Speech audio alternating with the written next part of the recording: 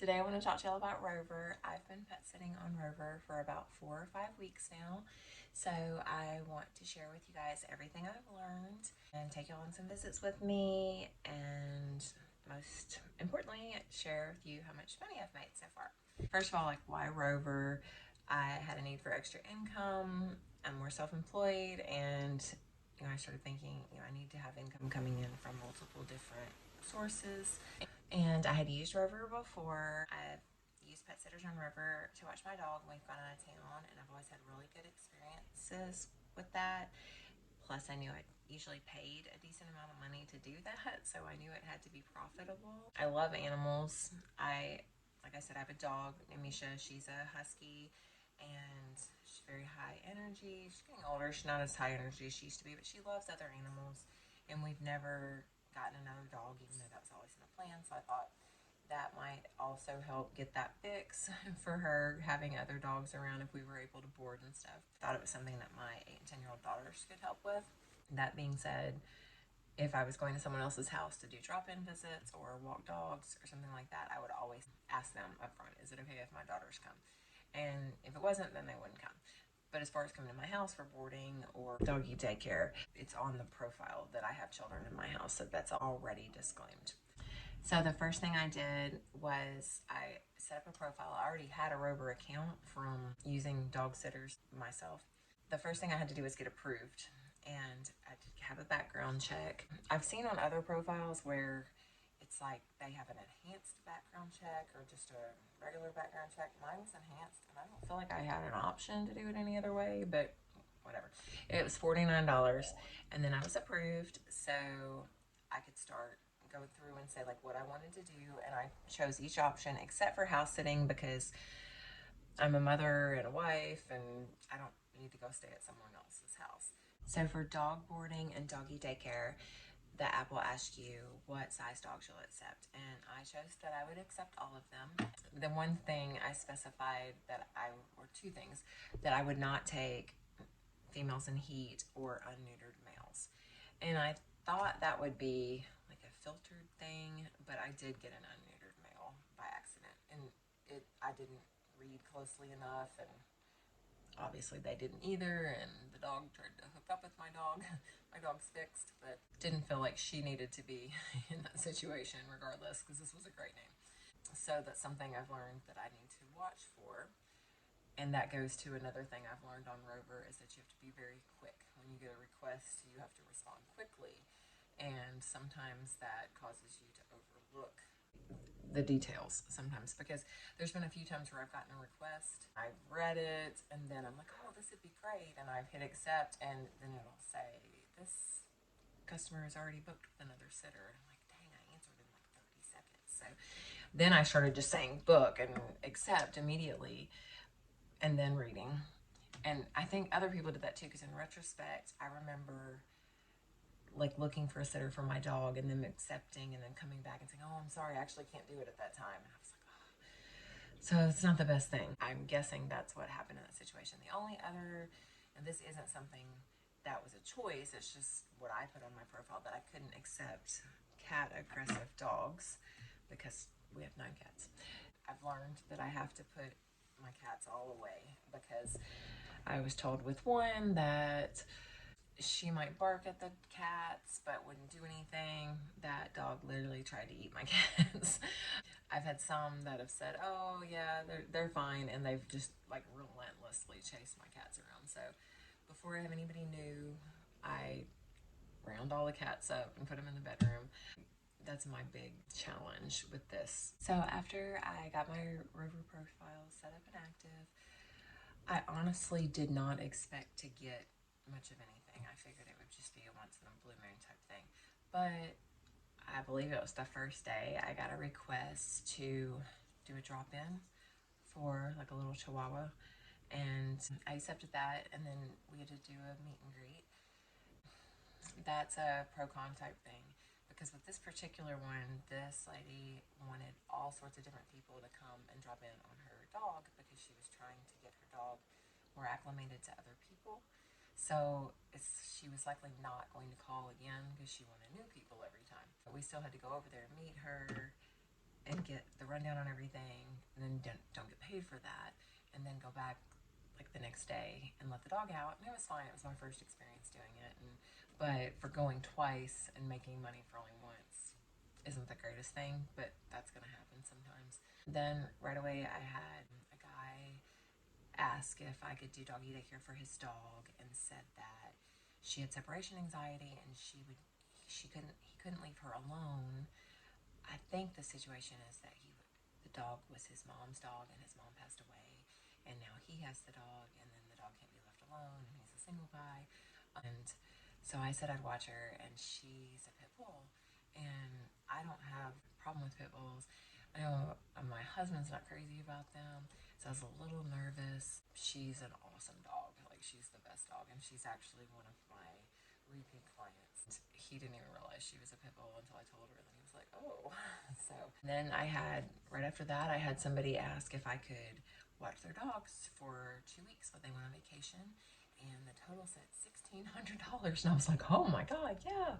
And so I went and met them, and then while I was talking to them, they were like, so how much do you charge per hour? And I was like, I don't know. And at the time, it was like, in my mind, I'm like, yeah, Rover does all that. Like, I don't do the pricing. I don't. You do the pricing. And then they were kind of like, well, like, we really like you, and the dogs like you, but we can't. It basically, like, it was going to cost more for me to come do drop-ins for their dogs than it would for them to board them, and I wouldn't want anybody to pay that. And they were like, we're not really into corporate stuff. Can we just pay you out of pocket? And so I was like, yeah. And so we agreed on $1,000 to go 3 times a day for, I think it's 15 days. Now, these guys also paid me to come walk their dog with them to get acclimated, kind of like the meet and greet. So they paid me to do that, which was cool. And their dogs are awesome, and that's one of the ones I'll show you guys. It still didn't click with me at that time about the drop-in visits. Then I had somebody later on request drop-in visits. They had 2 dogs and a cat, and I was talking to them, and they were like, oh, this is like way too much money. And so I looked at what it was and where it was, and they literally just wanted me to come in there, feed their dogs, let them out, and like leave. Of course, I'd stay longer anyways, but I was like, well, so I was like, just put 1 dog, because I didn't know what else to tell them, and I didn't want to lose it. And so that got me like, okay, I've got to figure this out. What's going on with this? So I started looking, and with Rover just setting my rates based off of the first rate, they had, for a drop-in visit, it wasn't this full price, but it was like 3/4 of the price of, like, so if first dog is 20, and then second dog was 15, and then you have a cat, and then that's like 12 or something like that. And that's a lot of money just to drop in, especially if you're doing it multiple times a day. So I started looking at other sitters in the area, and most of them had it very, very minimally priced for the second dog on a drop-in. So I changed it at this point. So it's like $20, and then it's like $3 for each additional. Because if you're going to somebody else's house, it really doesn't matter how many dogs they have. They're coming to your house, that's a different story. That costs more money. You wouldn't want to do full price for the second dog. It's still significant that you have more than 1 dog at your house, so you would want to charge a little bit more. But on a drop-in, it's not that big of a deal. So I'm glad I finally figured that out. The one thing I've struggled with the app is, if I'm doing a drop-in or if I'm doing a walk, is turning it on. Because as soon as you get there, you turn it on, and you say you're starting the visit, then it like alerts the customer that you're there. And I've gotten there and almost finished, and I'm like, oh, I gotta turn this on. And then turn on, and if it's someone that you've never been to, if it's someone that's like your 4th time or something, it's probably fine to just say, I forgot to turn the app on. But then if it's like the first time, you're kind of like, okay, I have to stay another 30 minutes, because it's going to look like you didn't do what you're supposed to do. It's also going to look like you were late. So keep it in your mind to turn the app on. You also have to turn it on when you have doggy daycare, and I'll forget that too. It'll be like an hour later, and I'm like, oh, and I turn it on really quick. I am good about doing pictures. Like, even my customers that don't want to be on Rover, I send them pictures every time. I'm like, here's your dogs, they're looking good. Because me personally, when I've had my dog with somebody else, I want to see picture. I want to see proof of life. And I try to get, I'm fairly decent with pictures, so I try to get good pictures and cute pictures and different things than just like a weird blurry picture of your dog doing something, you know. And I think that means a lot to people. You know, I get, oh, thank you so much, you look so happy, and things like that. So I think it's a major thing that makes people feel comfortable, and that's very important. Walking dogs and playing with dogs and all that stuff is always really good exercise. Another benefit to my dog getting to play with other dogs and going on extra walks and things like that is the exercise, which I already mentioned. But my dog's been on this channel quite a bit for other things, and I've had several people comment that she's overweight, that she's fat, unhealthy. So I'm aware she's a little overweight, and it's happened since she's gotten older. She's almost 8, and I started to limit her food. Nobody gets her table scraps, and we're trying to exercise and walk more. So stay off my butt, people. Or my dogs. It's really rude.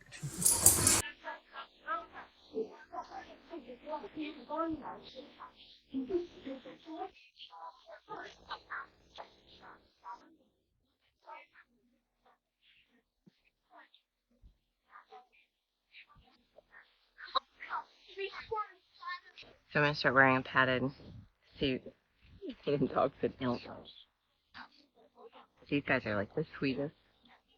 But I can't get them shopping on me. 4th of July came right after I started. From what I understand, holidays are the most popular times that you're going to be asked to sit. So I had several boarding requests. And so I had 2 dogs at my house. These are the dogs that wanted to eat my cats. And they were challenging. And then after I'd had them for a few days, I got another dog. All of these dogs were about 30 pounds or so. I watched them very closely together. They seemed to be getting along fine. I was like very on guard about it. The one that I was a little concerned with seemed to be fine. Everything was fine, but I was still like, I know I'm not leaving them all alone or anything like that. Out of the blue, the one I was worried about attacks the brand new one that we just got. It took me like it felt, I don't know, it could have been 30 seconds, but it felt like eternity to get this dog off of this other dog. And by the time I got her, it's like about the time my husband heard and got them inside, and then I got her inside. Luckily they had kennels so I could put her up.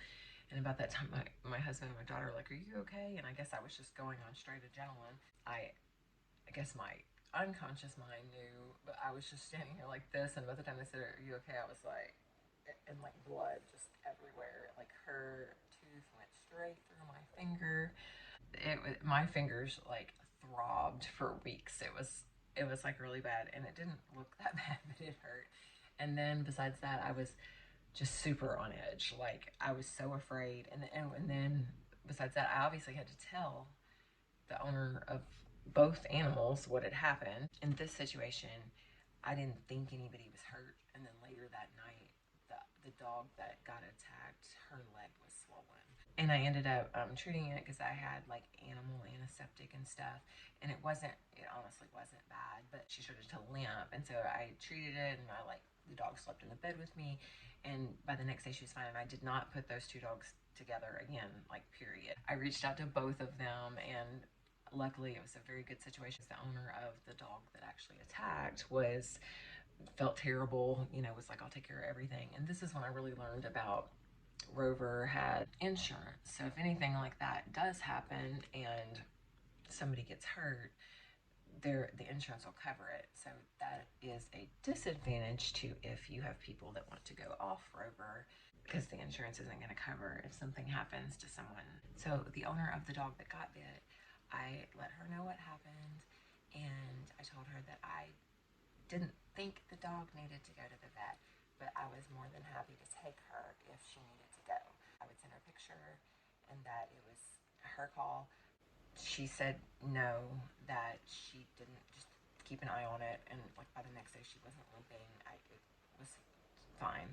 And I apologized profusely, let her know that like I was gonna keep her away from this other dog. And she understood, and she said things happen, and she was glad I communicated with her. And I think a lot of times with any, like life period, it's just communication is the biggest thing. Like, just keep an open line of communication. Things do happen. And the most important thing is if something does happen, that you figure out how to prevent it from happening again at that point.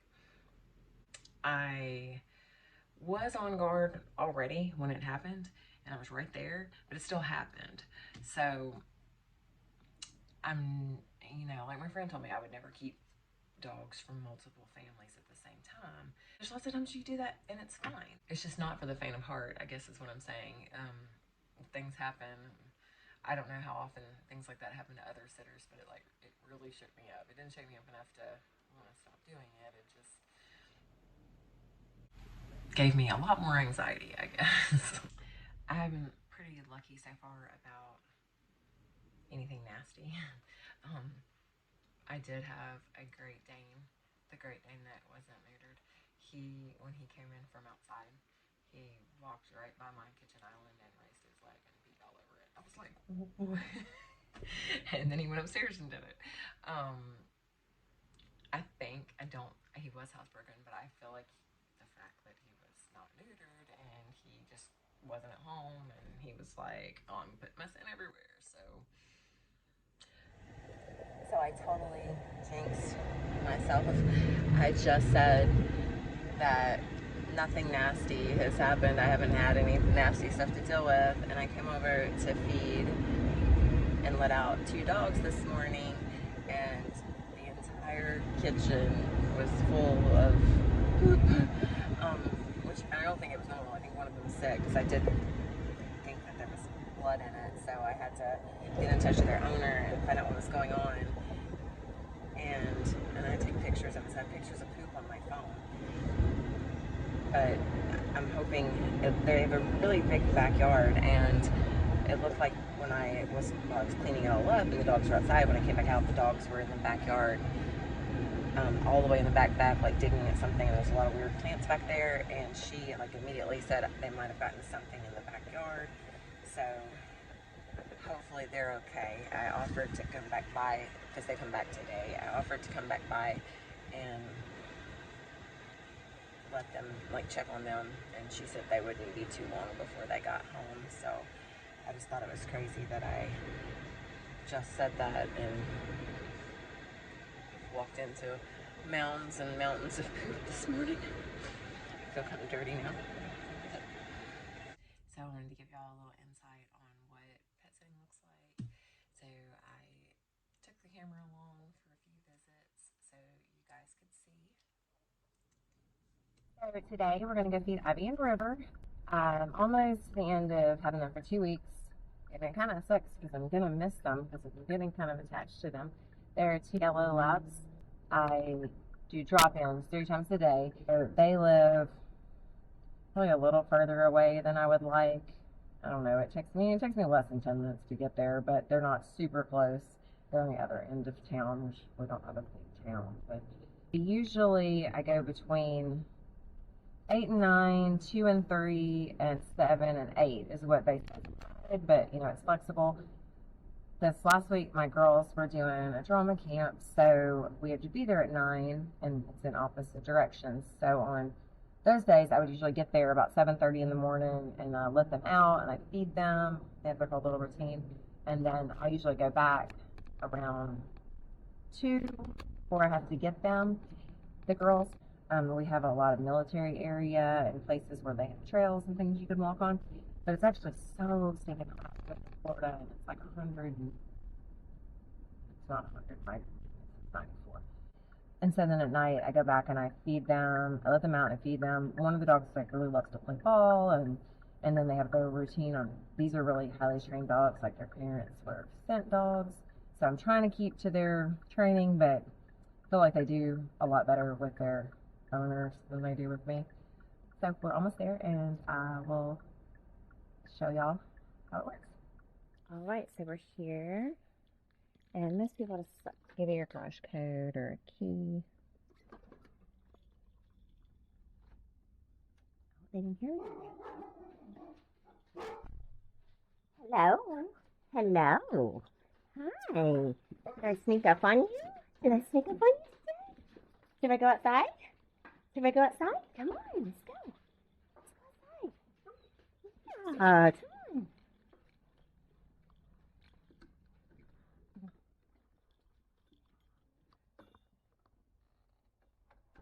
Normally, I would say about 30 minutes to an hour each time I come. And like, I have to go pick up my girls.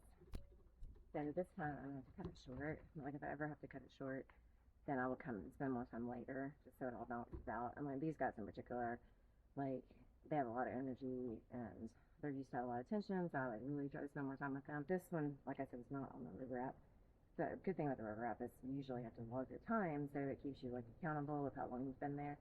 If you're not, then you really have to kind of keep up with it. But it's okay. It's okay for me, and I feel like the customers are laid back. As long as the dogs don't put any attention, they are. They'll definitely overstay. Like a lot of times, if we go for a walk, the big walkers, and then I might be with them for like 2 or 3 hours, you know. And that's my choice. So it's like I'm not asking to like be paid more for anything for that. I just want them to have a good time. So it's just important to balance your time out.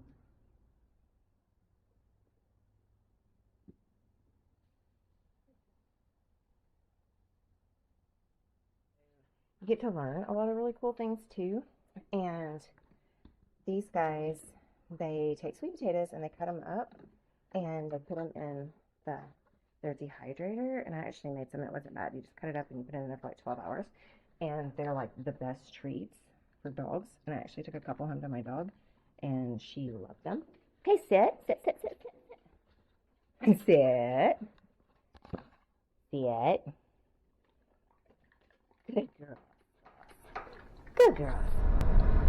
So I've started to now pick up the girls and we're going to head over to a new client that I got yesterday through Rover, and the first time Rover user, so I was really confused at first because she asked for 4 walks at like 2:30, 4:30, 6:30, 8:30, and I was like, okay, wow, I'm going to be walking dogs all day. So then I went this morning and met her. Turned out she doesn't actually want walks.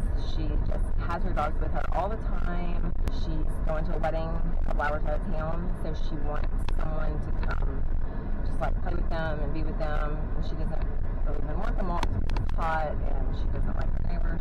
Turns out that we do construction, so she needs her bathroom remodeled and she needs her deck redone and the door was put on wrong and a few things like that. So that is another thing that works out for Rover for me, is kind of like networking, because I can meet new people and get to know them, and then they know that we also do construction also, and so we might get some extra work from there. So that's another good benefit. But we're heading that way now and let y'all know how this one goes too. So these guys we're just gonna hang out with and visit for a while. I love this one. I love this one. This one's sweet. Ow, you're scratching me. Come here, guys. Come here. You want pet?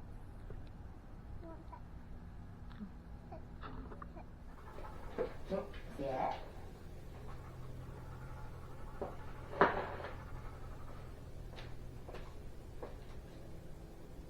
Okay.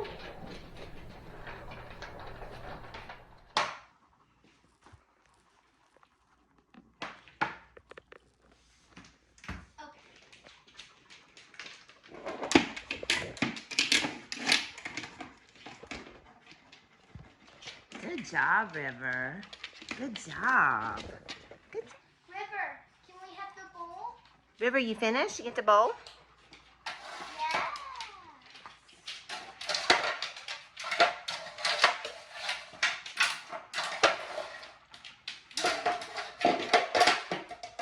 Good job, River. Good job. Where are you taking it? Can I have it? Can I have it? Good job. I don't know why the craziest things are happening to me lately. I have these 3 dogs. I let them out during the day while everybody's at work. And the oldest dog, Bailey, they have these treats and that I give them whenever I'm putting them back in their kennels. It's like a long, chewy treat. I went to put them in their kennels and I gave them the treat, and all of a sudden she started just freaking freaking out, like kind of thrashing around, and she was just like nonstop scratching her face and everything. And I really thought she was having like a medical emergency, and I was trying to figure out what was wrong with her. The tree was like lodged in her mouth, like this, all the way up in her mouth, like keeping her like stuck in between the roof of her mouth.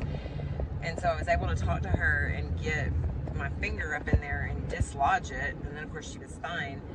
But that was just the wildest thing, and I kept thinking, God, what if I gave him the treat and just left and didn't, stay and watch her eat it? It was just crazy. I thought the easiest way to show y'all what like a doggy daycare or a boarding drop-off looks like would be through my Ring camera. So I just added a couple shots of that in there.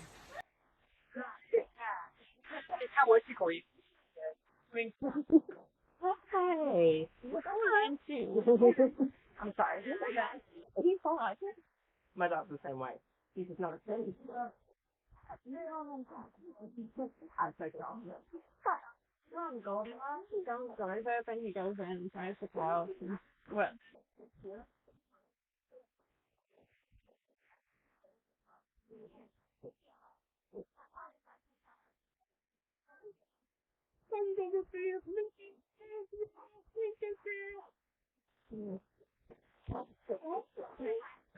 She makes everybody here. Sorry, so then I thought. Hi. That's okay. Okay, no pulling. We're not gonna pull. We're gonna be patient and wait until you stop pulling. Hey. Thank you. How are you? Good.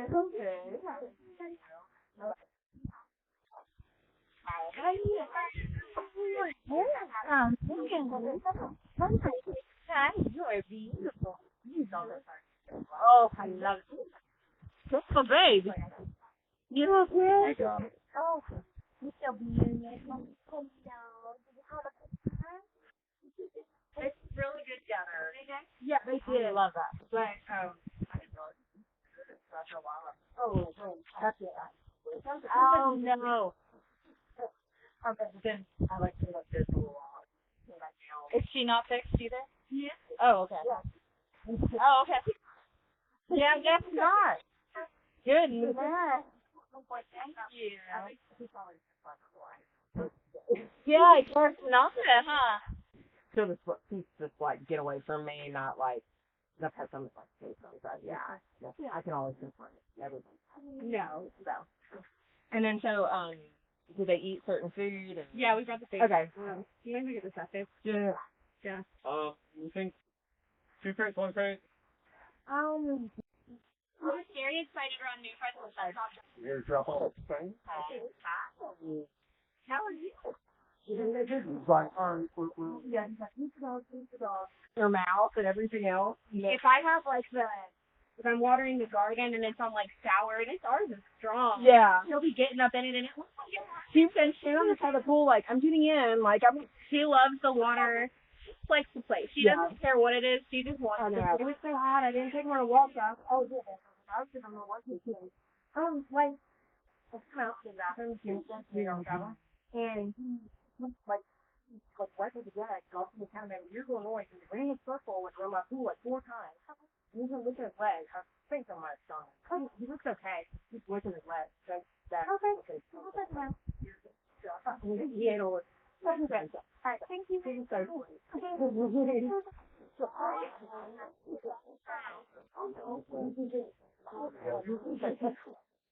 Yeah, my doggy daycare girl comes a week.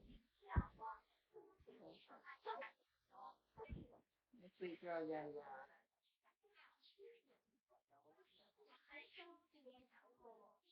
So this is due. I do. And his family came down from Kentucky and to go on vacation in Dustin. Really? They found out that condo wouldn't take him. He was too big.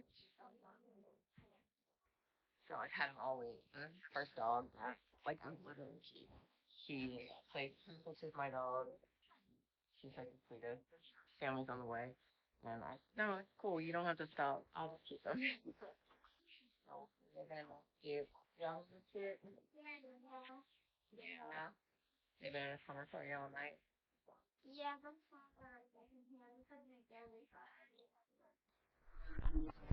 So these guys, not her, little guy, have been here for an hour and a half. And they have been outside 5 times. And they have pooped and peed on my floor at least 10 times. Not exaggerating. Woo! No kennel. Only 24-hour thing.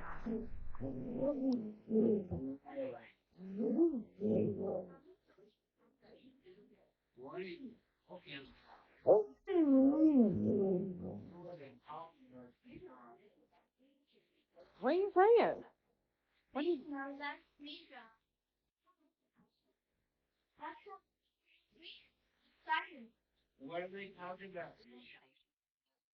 I do, especially if they tell me, but I try to just do it, period, is when I have dogs at my house, I put up a baby gate in front of my front door. That way, there's no chance of a dog bolting out the front door. Some people tell me on the front end, they're runners. They'll go, they'll take off on you, you know. And so I just to prevent any of that happening, period, because my dog will walk out the front door and stand there, and she's not going to go anywhere. And all I have to say is Misha, and she comes right back, you know. Everybody else, even if your dog listens to you, they're not necessarily going to listen to somebody else as well as they listen to their owner. So that's just something, if you keep dogs at your house, maybe put that safety check in place so that that's one less thing you have to worry about. Another thing I do for safety is when any new dogs are coming over, I always pick up all the food. Cat food, the dog food, all the food. The only thing I leave out is water until they get acclimated, and even because you can have the best dogs that get into fights over food, they get food aggressive. So that's the first thing I do, along with putting all my cats up, is pick up food. Another thing to consider is not just safety as far as the dogs together and your cats or whatever other animals, but your own personal safety, because there's times that you're going to meet and greet people at their house, or you're going to walk into a dark house to take care of dogs.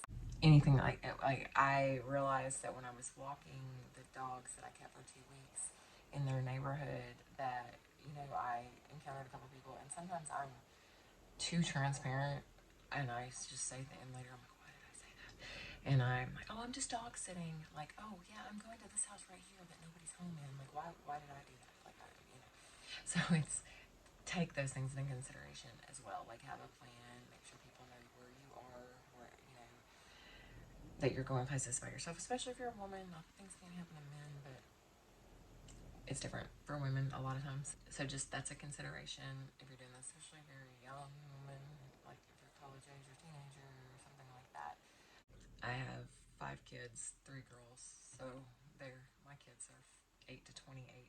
So I'm always in mom safety mode and telling my girls how to protect themselves all the time. So, but I would say ways to be successful on Rover is to be quick to respond, to be responsive always, whether it's a new customer, a repeated customer, just a customer of an animal that you have right now. Just always be quick to respond and be transparent and be honest about everything. Again, that's life. Be honest about everything.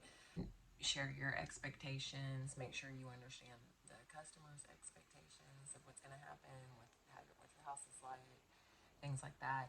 I feel like I naturally bond with dogs. I'm just a chill person. I also feel like if a dog growls at some other person, that you probably need to pay attention to what that dog is saying. Although I say that some dogs are just protective. I did have a large, like, I think he was like chocolate lab mixed with not pit bull, but like bully, big dog, big guard dog looking dog. And he immediately like became, I think it was a couple that came, but I feel like he was primarily like the woman's dog. And he like immediately latched onto me, and just wherever I went, he almost started getting separation anxiety if I wasn't here. He stayed with us for a few days. He would get in the bed and sleep with me. My 22-year-old son still lives at home.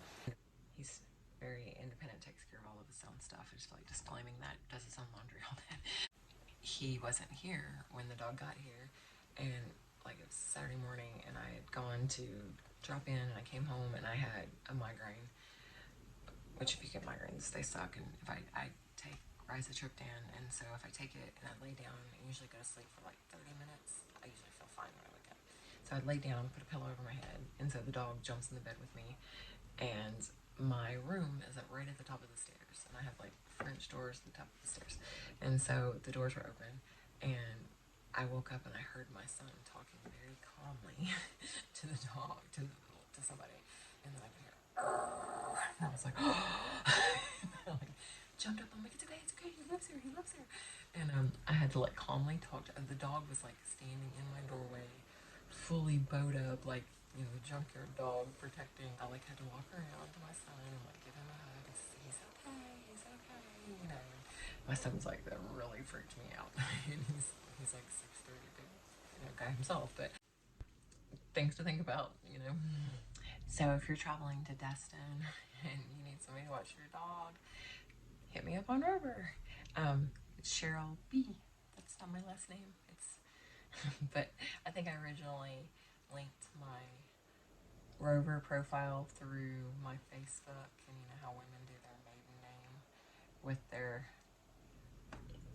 married name. So like I'll be at Chick-fil-A and they'll say Cheryl B, and I'm like, all right, whatever. My husband's like, is there something you need to tell me?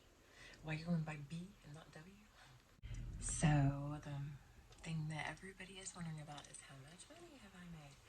So I started, the very first visit I did was on June the 13th, which I believe was like a day after I signed up to do it, with Birdie the Chihuahua. And today is July 21st. So I've been doing this about 5 weeks, and I have made $2,729. Now that includes that $1,200 I made, that I had that 2-week visit, and the last week that finished last Tuesday, and so since that finished, I've felt like I haven't gotten a request. I've gotten a couple doggy daycares. I got a weird walk request that I don't know how I feel about it. It's way too far away, and I told the lady it was a little bit too, it's like 20 miles from me and over Toll Bridge, and I was like, I'm so sorry, I can't.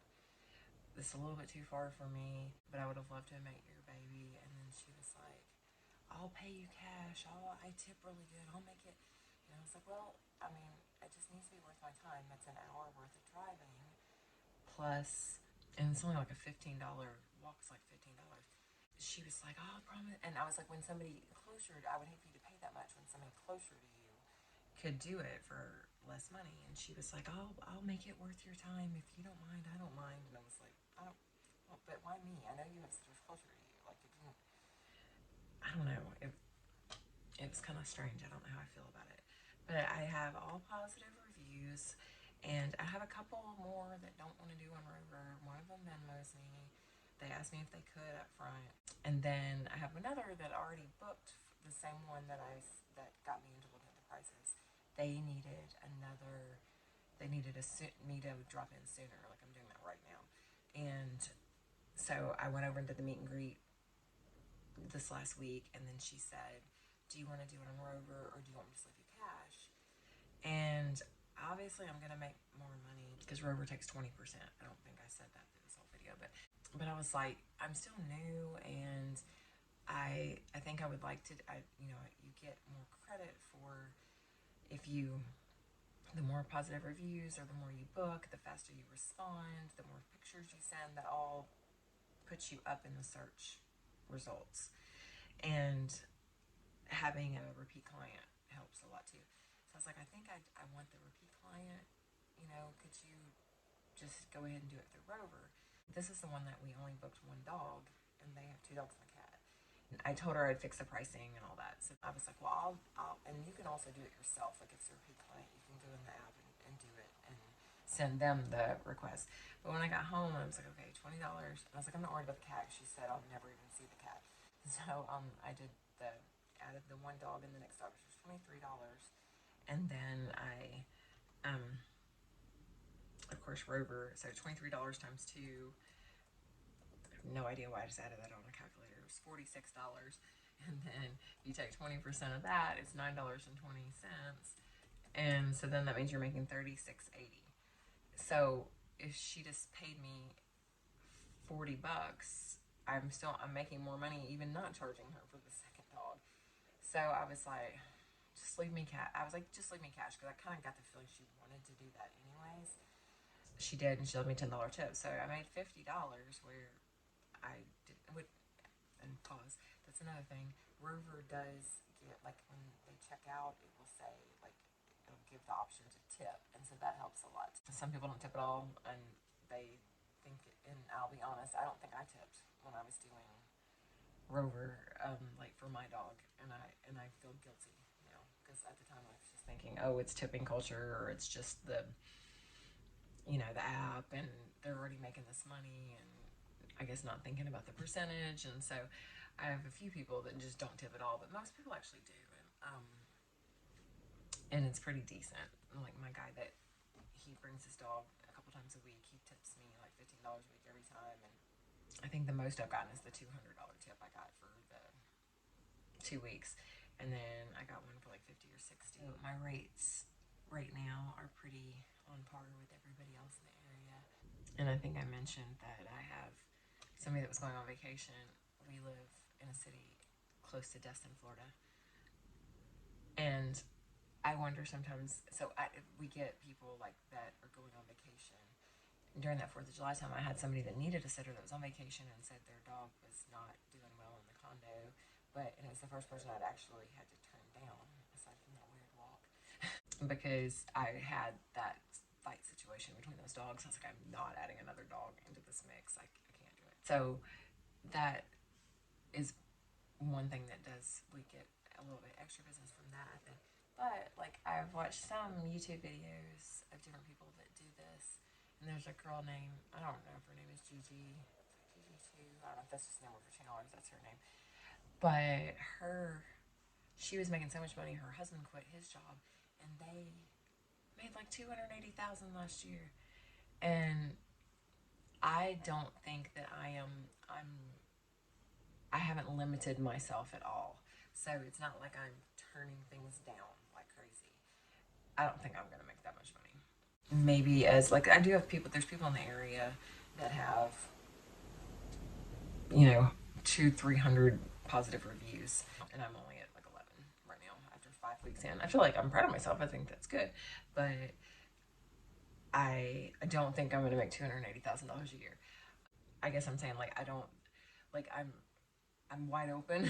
Like, right now, I'm not like only take one dog a night or one job a day or something. Like, my availability is like 10 drop-ins a day or 10 walks a day. I'll take 4 dogs a night. I'm kind of thinking about upping that when the holidays come. You do get higher pay for holiday, as long as it's a safe situation. I do have a fenced-in yard and a house, and I can make different accommodations if I need to in my house. So that's a positive. But my rates are: boarding is $45 a night, drop-ins $20, doggy daycare is $30, and walks are $15. Right now on, like, my profile, it'll say that I have 11 positive reviews, 5 stars, that I have 2 repeat clients, 100% response rate, responds in a few minutes, 100% bookings with photo updates. So I rank pretty high at the top of the search results. In the last few days, I haven't gotten many requests, and I feel it's making me nervous, because I'm like, oh, I'm really rolling. But also, I just came off of watching those dogs like 3 times a day, and I spent like way extra time with them. So it might feel that way because I was so busy with them and then the extra things that I had added in. But it's going well so far, and I will make another update soon on how it's going. A few months down the road, I might look back at this and think I'm completely crazy. I don't know. But if y'all have any questions, comment down below and subscribe. And thank you for watching.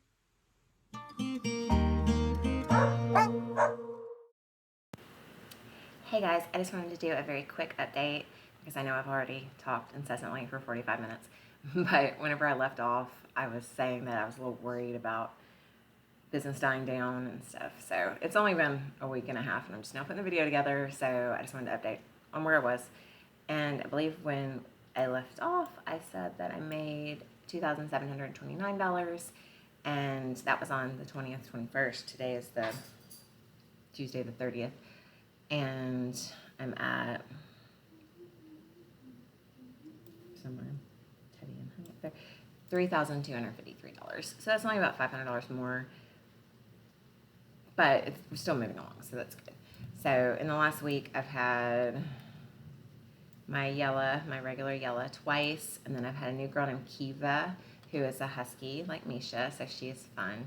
I've had her twice for just doggy daycare, and then I've had Bailey, Peach, and Whiskey, which I'm actually, they're kind of like getting to be regulars, but I'm actually their backup regular because they have a sitter but she's been out of town quite a bit and had some health problems, so I've been just letting them out during the day while their owners are at work.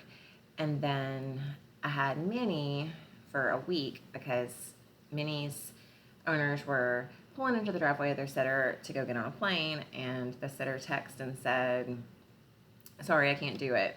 So he messaged me in a panic, and I took her and I had her for a week, and she went home this morning. And I was kind of sad. It's honestly, after you've had one for a week, it's either kind of relieving or you're sad. And for this one, I was sad. She was pretty cool. And then I had Oreo and Sushi, who you earlier saw featured as the dogs that wouldn't stop peeing and pooping on my floor. I only had them for a night. They were also on vacation here, not going on vacation. And the people in the hotel were complaining. So, and then yesterday I had Teddy and Honey, 2 golden retrievers. They were also on vacation, and they just needed some time to do something without the dogs. So they were pretty cool. So next week I've got cats to check in on, and then I have Lucio and Elena, and their family's going to Punta Cana. I'm very jealous. I've been to Punta Cana, and you can watch my video on that too if you'd like to. It is storming.